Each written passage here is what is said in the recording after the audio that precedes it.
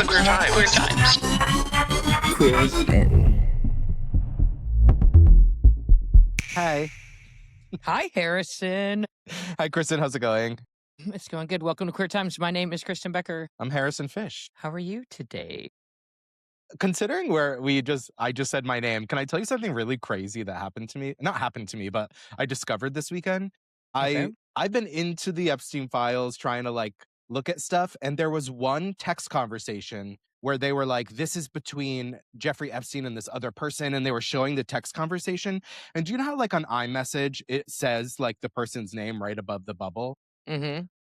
Above the bubbles that were said to be Jeffrey Epstein, do you know what the name was? Harrison Fish? Harry Fish. And it freaked me out. I mean, Like, why is Jeffrey Epstein using my name as a moniker? especially when we know he enjoys prepubescents, which are obviously less hairy fish. So, Truly, if truly. it was like his kink or something, right? Like, Right. I right. love a hairy fish. That would be Jesus. different, but Anyway, we're not going to talk about the Epstein files this week. okay. Are you sure? So many things have come out, but okay. Can we just Yeah. talk about, all right, but we don't have to talk about it this week, but can we talk about how seriously like other countries are taking it, Which is great. which is great, and why we can't have a little more of that? I think that's the only Mhm. part where I'm just like, oh, like Keir Starmer's actually might be in trouble because they knew a person who knew a person, Right. and the Andrew formerly known as Prince. Do you know what I mean? I think that's great because I think Donald Trump feels like he can control anything when it happens in the US under the US judicial system, the US government. But I think that's freaking him out that other governments are going after it because this is a worldwide case, clearly. It's a worldwide case, and I think the French are going after Elon right now. Oh, thank God. I I think will that- say it is very clear that they are obviously they're protecting Donald Trump in their redactions, but there was kind of a smoking gun that they were very clearly protecting Donald Trump through these redactions because there was a paragraph in an email and only one word was redacted, and it was the word don't, DONT. It's wild that they managed to redact those things and not the images of young women. But anyway, Yeah. So what I'm saying is they're very clearly doing Command F, Don T. You know what I see. mean? Yeah, Donald yeah. Trump, don't, DONT. Right. And they auto redacted that because they didn't check, but they assumed it was about Donald Trump, but it was simply the word don't. I see. Yeah. Okay. Okay. I'm ready. Good. How was your weekend? I know you had a busy one. It was a really busy one. It was the Big Sassy Super Bowl party that was held at the Gifford House. It is our annual Summer of Sass fundraiser. It is there to raise money for the funds for the house. And specifically this time of year, the utility bills is Keeping it toasty. and here's why. On my way, Red Room had a pipe burst already. While I'm grocery shopping for the Big Sassy Super Bowl party, I get a text from Peter Toto, who runs events at the Gifford House, who says, hey, just so you know, pipe just burst above the room. And I'm like, I've already spent $800 on groceries and I've got another $300 in my, right? Like on average, we're like 10 to 12 bucks a person on food. We're going to have 100 people. So a lot has been invested in this. And specifically the pipe burst in the room where that holds the 10-foot by 9-foot LED screen that is the selling point of this event, right? Like, I know I would love to kid myself and think the selling point of this event is that I have a great organization, but I think it's a combination. It's part of it, but it's the Super Bowl on a big LED screen, and we're in Patriots Nation, and the Patriots are in the Super Bowl. So yeah. So there was that, but everything worked out fine. Everything kind of went off flawlessly, in my personal opinion. We had Mackenzie was an incredible host. We had right around 100 people through the door. Awesome. It was great that Kelly Fields did all the food and has already told me that they have a lot of ideas for next year's food. So that's very Perfect. exciting. And it is just this dead of winter moment. And it was really cold out, right? So like everybody was just like made it there and like hunkered in, and everyone just stayed in the room, and the food was going all night. And it's two things. It's a great opportunity to bond with your community and hang out with people, as we all tend to get a little bit of isolated this time of year, especially given the amount of storms we've had. It's been kind of too cold. And then the way that the room feels. And by that, I don't mean like it's so gay. There was actually people who were like, wow, there's a reasonable amount of straight people here. And there were. And that's my goal is to throw the best party for everybody. And I've said this before. And while I do agree that it's incredibly healing to live in a queer community and to be a majority, I think it's more healing to live in a community and experience spaces where maybe it's not all the same type of person, but nothing homophobic happens to you. And I think that's the next level of healing for the queer community is like, yeah, it's one thing to just be around gay people and not get called the F word. It's another thing to be at a St. Patrick's Day parade and not get called the F word, right? It's another thing to be at a football event and not feel that homophobia, and there be straight people in the room, and those straight people know, number one, I don't think they'd be there if they were going to start calling people slurs, but at least let them know that this wasn't the spot for it. The only concern I had was some angry Patriots fan heaving something at the screen, because there's been a lot of clips on TikTok of Patriots grown men throwing things at screens because their team is losing. Yeah. Which is crazy. But it was great. We raised a little over $5,000, right around $5,200. Work. And everybody has a great time, and I have a great time, and I had a couple beers. I hadn't really been drinking, but I let a few. It's a Super Bowl. It's a Super Bowl, and it's a huge, it's a huge event to put together. And so at the end of it, the relief is always nice, and it was great. Mackenzie was fantastic. We aired some of our mock commercials that we make. We had a commercial for the OC, a commercial KT had done, a Real Housewives of Provincetown. The Dick Doc, of course, we always have it's a classic commercial. Kills every year. So yeah, it was fun. What did you do? Did you watch the Super Bowl? Of course not. Did you watch the Benito Bowl? Of course. Okay, all right. Live as it happened, or were you like yes, later? Yeah. Okay. Yeah, it's a bit of a bummer as a de facto Patriots fan, having grown up in Connecticut. My family is big Patriots fans. It was a little bit of a bummer to see them do so poorly. Wait, you're a Patriots fan? Yeah. I mean, no, but they were in the Super Bowl and I didn't watch. I'm clearly not a Patriots fan. I have to honestly consider our entire partnership.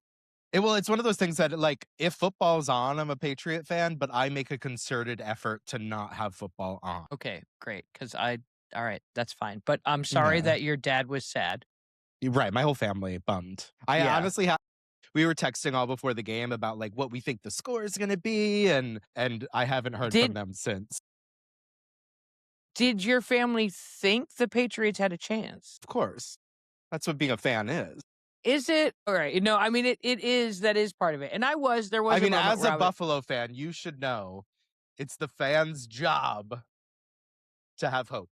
I mean, I love having hope, but there's also got to be a dose of reality. And I think exactly what happened is exactly what I thought it was going to happen. Seattle has been a dominant team all year. Their defense has been dominant. And the Patriots have had such a shitty run of a couple seasons that they didn't even have to play any real hard teams except for the Bills, which they did beat one time. But you know us, we can't show up consistently.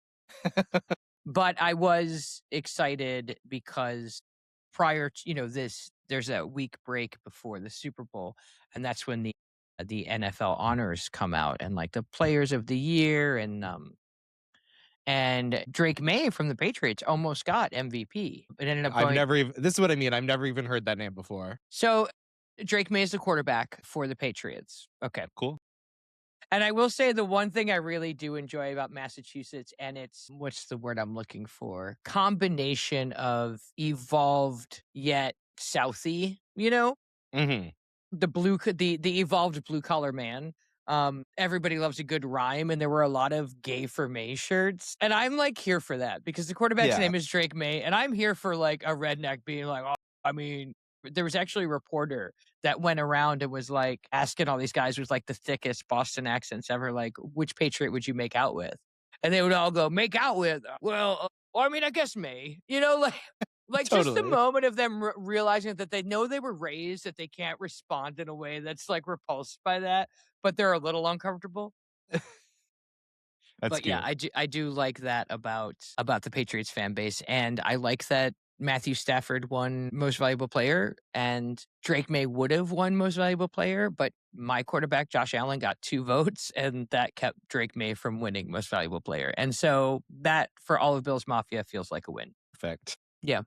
What did you think of the halftime show? I imagine that was the time at your party where people really focused. There was a lot of focus throughout because it was the Patriots, but everybody focused. Kevin left the bar. Like the bartender was not behind the bar during the halftime show. So much so that I've worked a party. So basically the gay restaurant group that I worked for in Boston would throw their holiday party on Super Bowl Sunday, knowing that people probably wouldn't, like, you know what I mean? They're like, oh, Yeah. perfect. We'll close all the restaurants down for Super Bowl Sunday because no one's coming in. My staff is majority gay. They're not going to care too much. The Super Bowl will be on. And I bartended that party. And I remember we all shut down because it was Beyonce's year. So exactly, yeah. So it was funny because there was actually discussion because somebody was like, "Where's the bartender?" And they're like, "He's watching halftime." And they're like, "But it's hello. halftime." They're like, "Yeah, but it's Benito." So like, Yeah. Wait for the Wait. game to start up again. You can get a it's drink then. 14 minutes. Relax. Yeah. But I thought the Super Bowl show, halftime show was great. I am a little bummed. Feel like as the years go on, it becomes less a show for the people in the arena and more a show for television, Oh, which I feel like I think that's very real. very explicit this year. There are giant TVs all over the place. Great, of And course, I of don't course. and I don't think you can really plan for how to entertain 80,000 people in the round. You know, like I feel Rihanna like did a good job, but like, what are you going to do again? We'll have platforms in the air again. Like, Yeah. it doesn't really work. But I thought the halftime show was incredible. I thought it was really amazing how he really leaned into Puerto Rican heritage, Puerto Rican American heritage. I think it was beautiful. I hadn't been a big fan of Bad Bunny. Like he's not an artist I usually listen to because I don't typically listen to men. But I thought it was Me great. I thought neither. right? Just in life, not music, but just like just generally. me, right? Generally, I try not to listen to them. Right. But I thought it was a great performance. I thought it was cool that Lady Gaga came out. I know people were a little more bummed that he didn't use it as an opportunity to highlight and showcase a Puerto Rican artist. But I think for me, and maybe this comes from my place of like my white perspective, but I thought her being a New Yorker, her being an Italian New Yorker, I think it worked really well to show like this is a white woman who is embracing our culture, embracing how Puerto Rican heritage is a part of New York heritage especially, but also American heritage as well. And there was Ricky Martin. Yeah, totally. Who looks so hot. Right? Like, how is that? My favorite is that Ricky Martin and Kid Rock were both born in 1971. Yeah. By the way, we have to talk about this. Did you watch the Tipusa? No. The Turning Point USA? I did. I didn't watch it. It's TP USA, and I can't not say Tipusa. Tipusa? I love it. I'm into it. Yeah. The Tipusa special? Turning Point USA had a counter programming, which was a who's who of who? And Kid Rock. It was literally like Kid Rock, Branton Branson, Brentley Brutlick, Booty Benson. Gilbert Brantley, Lee Brice. I know some of these songs. Are those real names? Those are real names. Real names. Okay. They are real names. Here's the takeaways I got from the Tipusa event. Number one, if you watched it, there was a runway that you could have flown a jet on.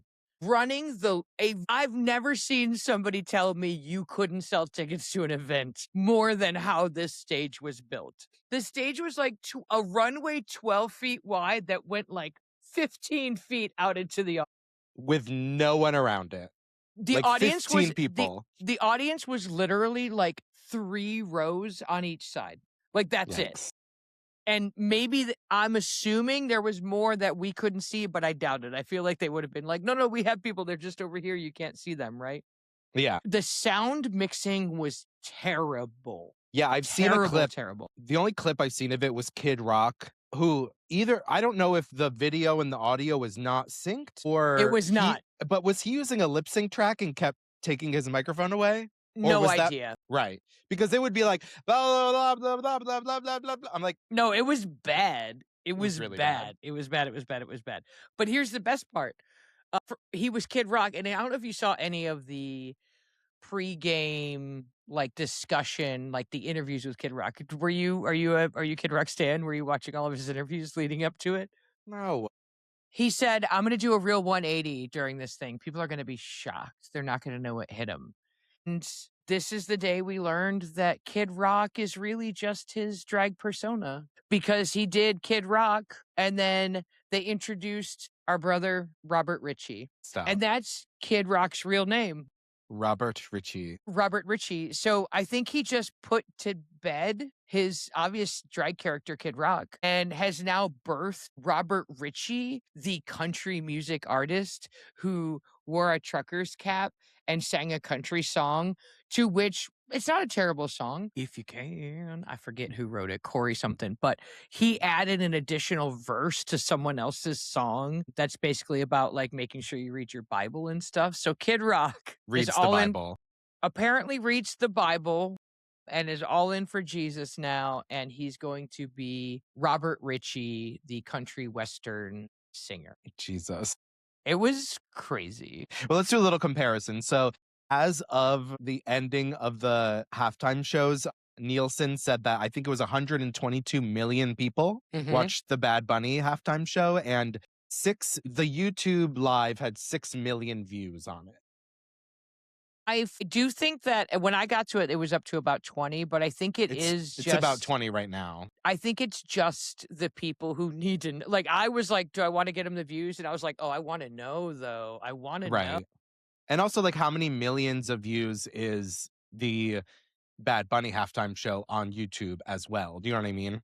If you go, Like, they're counting people who are continuing to watch it on YouTube. And also, I'm fairly certain a YouTube view is like 3 seconds. Like, in order, like, you have to watch it for 3 Right, seconds right, before right. it counts as a view. well, if you go to the Tapusa event, you have to watch, like when you go to here's the recording of it, you have to watch 15 minutes of interspersed advertisements for all the Turning Point USA groups, right? The Rise group, which is like, I guess, geared towards people of color. So you've got one guy who's all, we're challenging the stereotypes and breaking down barriers. And then you've got the women's one, which is just like, have babies, keep it, don't work, it's for the devil. I don't know if that's what they said, but that's what I heard. So it's an infomercial that ends with terribly mixed country music and Kid Rock Ritchie. Bobby Ritchie. Bobby Ritchie. Yeah, exactly. Yeah. So get But really overall- high and watch it. Get really high Yeah, and watch it. It's sure. fun. It's fun. Yeah. Well, just all you gotta do is watch it enough to get like the vibe, and then fast. That's what we did. We were like just fast forwarding through it. And the vibes are bad. The vibes are terrible. There was another big sporting event that kicked off this past weekend. Did you The Olympics. partake in any? Or were you Oh, yeah. football focused? No, I no, watched the opening ceremony, Mhm. which is something I had never really done before. I've said it 1,000 times. It's another one of those things where I like to let it happen, and then whatever comes to me through the zeitgeist comes to me. Did I say It that was- right? I think so. I did watch most of the opening ceremony, but the reality was it was like this 3-hour broadcast, and I just couldn't. It was also bad compared to other opening ceremonies. It started really beautifully. They had like modern dancers, a famous Italian pop star, and then it The kind of paint, I liked the paint. the paint was cool, but once the paint came out, first of all, I think it was very bold of them to pick a side in the CYM versus red, blue, yellow color. Wow. Yeah, very bold. They went CYM, which I'm very Mhm. impressed with. But basically after that, it got really sloppy. And I was watching it with a few friends. We were all talking about how sloppy it was. And then the commentator was like, I guess they chose chaos for this event. Like even the commentator was like, drag them. And it got very, very, very, very boring. It was clearly not, we're throwing an event that has to be 3 hours long. It was like, we're throwing an event and it has to be 3 hours long. We have to fill it. Got it. That was kind of my takeaway, which is why I think I bailed on that, to be honest. But that doesn't mean Mariah Carey did sing. that's when they kind of lost me. I was wondering if she was awake for most of it because she was dead eye. Her lips were barely moving. The only time her body moved was about towards the end of the song. She hit a really high note in her whistle range and went, and that's the only time her body moved. That general vibe for me was she's got to take lorazepam to get on a plane too, right? Like Totally. that's I was like, oh, girl just got here and her meds have not worn off yet. Yeah, maybe one less beta blocker, you know? Maybe. But God love her. I don't know what Mariah Carey had to do with Italy, but God love her. I mean, she did sing I mean, all right. So is this a comparison? Like, is Mariah Carey singing at the Italian Olympics? That's more weird than Lady Gaga singing at a Bad Bunny halftime, right? Yeah, I Yeah. think so. Yeah, I think so too. Yeah. Have you watched any of the events since? I have. What are Well, you I don't into? know. What do you like? I like a lot of stuff. I'm open-minded. I like, give me some aerial skiing, surfboarders, Mhm. flipping, doing tricks. Love that. Snowboarders. Snowboarders, skiers. No, you said surfboarders. Oh, I mean, if they could do that in the snow, that'd be cool too. Are They you sure I probably said could. surfboarders? All right, Yeah. anyway, snowboarders. I love a good curl. Give me curling. The U.S. curling team on Wednesday actually will be competing for gold at 1:00 today when this comes out, Work. or 1:30. I will be watching that. Mhm. Didn't know I was going to get into ice dancing, but do you know the drama in ice dancing? Ice dancing, not figure skating. Ice dancing Gotcha. That's Which where is they do like all the performed little. by figure skaters, but Yes. it's ice dancing. It's figure skating with rhythm. They're known for that thing where they like their legs go like this. What's it called? I have no idea. Like, they jump up and do that? No, they're like skating and their legs are doing this. I didn't know that part, but It has a weird name. I remember. The only reason I got into it last Olympics, I can't remember the name. I didn't know the drama around ice dancing in general. And then there's also a complimentary Netflix documentary called Glitter and Gold that dove into the ice dancing drama. What's the drama? A couple things. Number one, after the last Olympics, all 3 teams who had medaled retired. And so all these up and coming teams and people who've been skating together, but like it had been dominated by these couples. Because apparently, and the other thing about ice dancing is a lot of them are fucking in real life.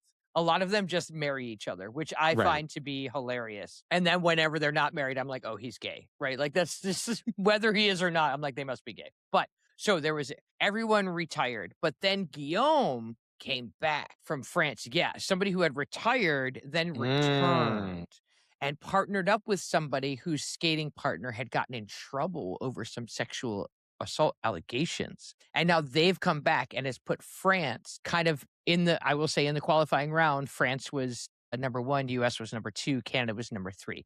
The French, the US, and the Canadians are going to be battling it out at 1:30 today. And I will be watching it because it's ice dancing and now I'm hyper into it. Perfect. Oh, wait, no.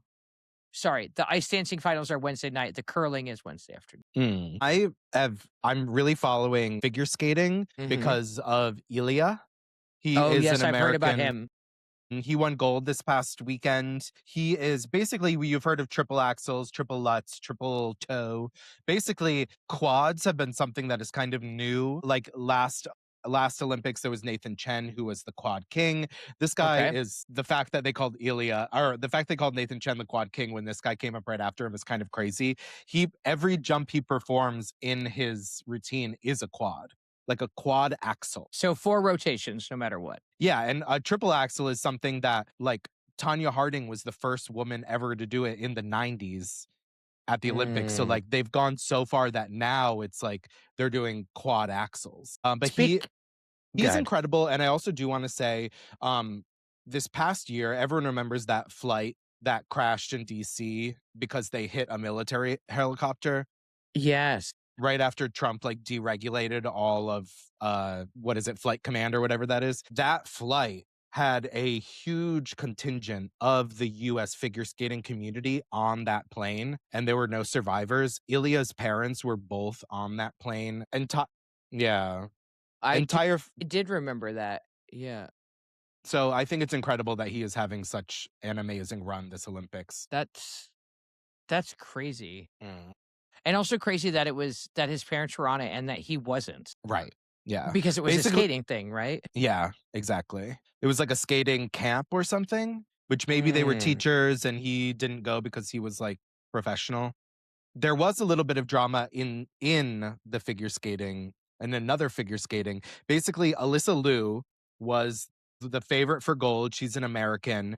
And I don't know if you saw, but JD Vance did get booed at the opening ceremonies. I did see that, and I wasn't sure of the cut or the edit of it because I was kind of bummed because I was like, because it looked like they were like booing the American contingency in the cut that I saw, and I was like, but do the athletes know that they just showed JD Vance, or do they think that America Right. is generally getting booed? I don't know. I don't remember it being at the same time as them Okay. processing. It was It could have just early. been the cut I watched. Right.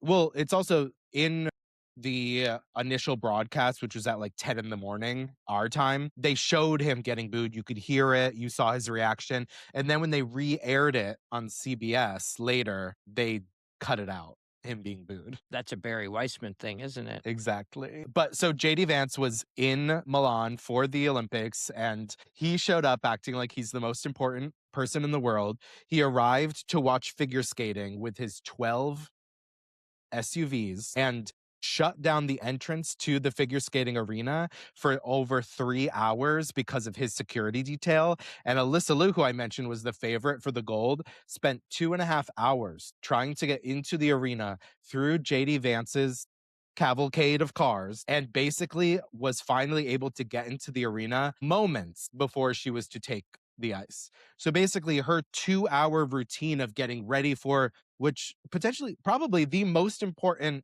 routine of her entire life, she had no preparation, no meditation, no stretching, because JD Vance is a complete fucking asshole. That's crazy. And she ended up doing a good job. She was the favorite for the gold. She ended up getting silver. And in my brain, and I think a lot of other people, JD Vance is the reason why, you know? Yes. That's so on the nose, Mm-hmm. you know, for this administration generally. Right. Sorry, I was trying to do a little research about, do you know Surya Bonali? She is the woman who did a backflip in the 1998 Winter Olympics. Yes.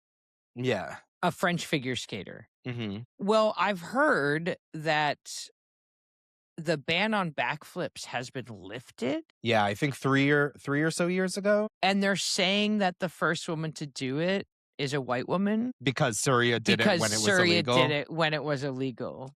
Fuck that. No, it's real fucked. It's real fucked. That's why I was like, if we're talking about ice skating, I just read something about this, and I was like, that's insane. Mm-hmm. But- yeah, basically there was a man in the 80s who was doing backflips and they outlawed them.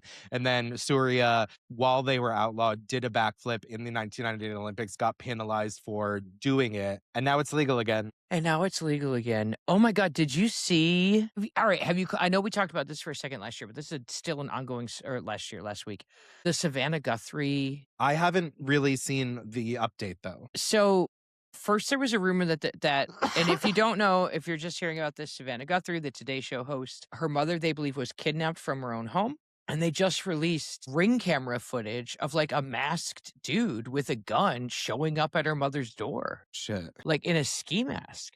And the blood that was on the door was her mother's blood. Have they, no suspect yet? Do they have a motive? Do they think why? Is there any reason why they think someone did this?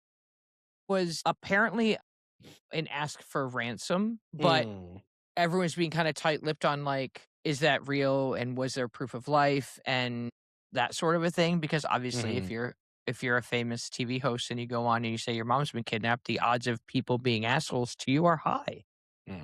We love to pretend we're, somebody asking for ransom or whatever. Undetermined, but I feel like there should be more coverage of this because it's such a crazy situation. It might be the family not wanting coverage. You know what I mean? Like the less people talking about it, the more they can focus. Yeah, I guess so. The family themselves, and she's made multiple pleas publicly, right? So I don't know, maybe, but it's a crazy story. Unsure if there was any political motivation or if it was just monetary. I just don't feel like Savannah Guthrie on the Today Show is like really pushing boundaries with her hot political takes. Do you know what I mean? Like, or if people are just losing their goddamn minds. Who kidnaps an 80-something-year-old woman who has a pacemaker? Like, what the fuck is wrong with you?